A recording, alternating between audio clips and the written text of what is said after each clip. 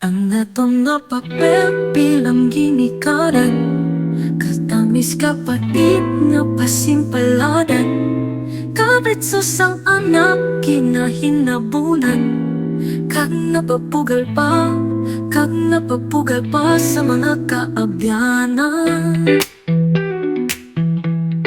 Maayuman tani ang paggusto-gusto, kay hindi ka ba katawag na pikado.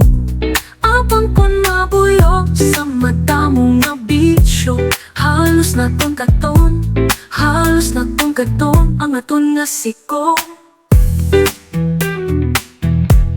Dapat kinatamdon sa mga kabataan ang pagsakripisyo sa naging ikanan.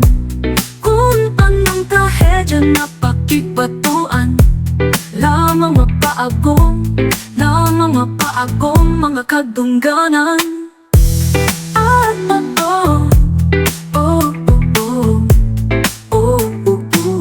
Mga kadungganan.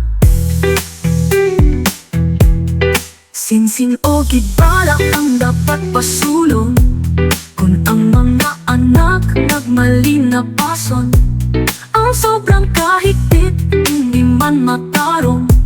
Yara lang ang sabat sa kaugalingon.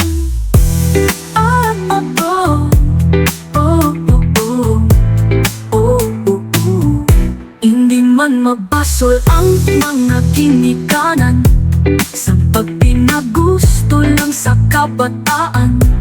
Kayang papalangga na pagkit sa dughan, nasang kasing-kasing ginaduyan-duyan.